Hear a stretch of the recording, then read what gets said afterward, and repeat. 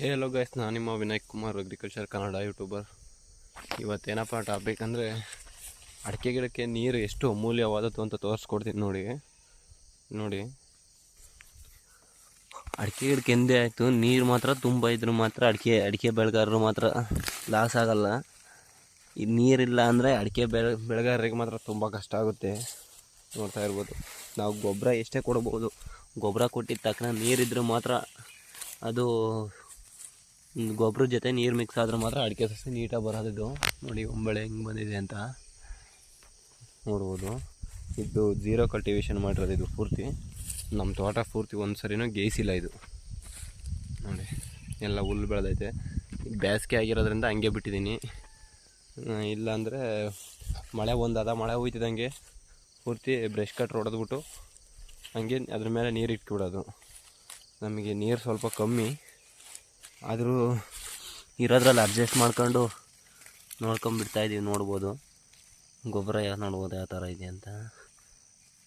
ಈ ಕಲ್ಟಿವೇಷನ್ ಮಾಡಿಸೋದ್ರಿಂದ ಏನಾಗುತ್ತೆ ಅಂದರೆ ಈ ಎರೆಹುಳ ಕಮ್ಮಿ ಆಗುತ್ತೆ.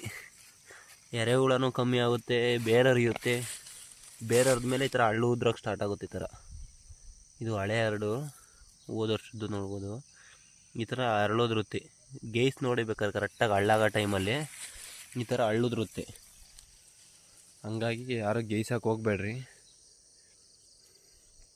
ಗೇಯ್ಸಿರೋನ ಇದು ಬಡ್ಡೆ ಅಂದರೆ, ಈ ಬಡ್ಡೆಯಿಂದ ಒಂದು 2 ಅಡಿ 1 ಅಡಿ ದೂರ, ಅಂದರೆ ಈ ಸುಮಾರು 1 ಅಡಿ ದೂರ ಬಿಟ್ಟು ಆಳ ಉಳುಮೆ ಮಾಡೋರು ಒಂದು 2 ಅಡಿ ಬಿಟ್ಟು ಹೊಡೀರಿ.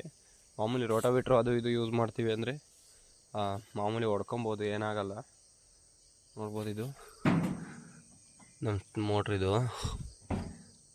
ನೀರು ಕಮ್ಮಿ ಆಗೈತೆ ನೋಡಿ, ತೋರಿಸ್ತೈತೆ ಆಮ್ಸು 4 ತೋರಿಸ್ತೈತೆ ಆಮ್ಸಿದು. 3 HP ಮೋಟ್ರ್, ಸಿಂಗಲ್ ಫೇಸು. ನೋಡಿ ನೀರು ಕಮ್ಮಿ ಇರೋದ್ರಿಂದ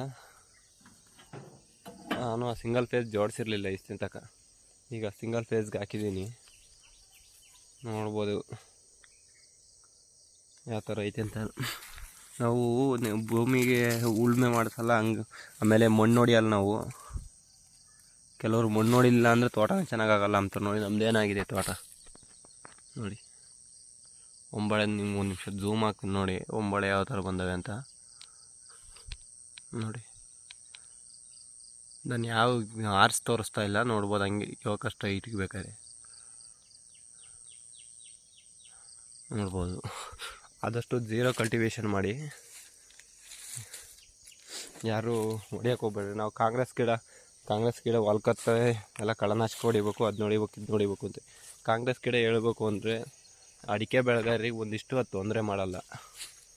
ಅದೇನು ಮಾಡುತ್ತೆ ಅಂದರೆ, ಇನ್ನೂ ಈ ಥರ ಇದು ಎಷ್ಟು ಬೆಳೆದೈತೆ ನೋಡಿ, ಅಂದಾಜು ಒಂದು 4 ಅಡಿ ಬೆಳೆದೈತಿ. ಈ 4 ಅಡಿ ಹಂಗೆ ಬ್ರಷ್ ಕಟ್ರ್ ಹೊಡೆದು ಬಿಟ್ರೆ ಅದೇ ಒಂದು ಒಡೆ ಪೂರ್ತಿ ಗೊಬ್ಬರ ಹಾಕ್ದಂಗೆ ಆಗುತ್ತೆ. ಅದನ್ನೇ ಆದಷ್ಟು ಗೀಸಕ್ಕೆ ಹೋಗ್ಬೇಡ್ರಿ, ಕಳೆನಾಶಕನೂ ಯೂಸ್ ಮಾಡಬೇಡ್ರಿ.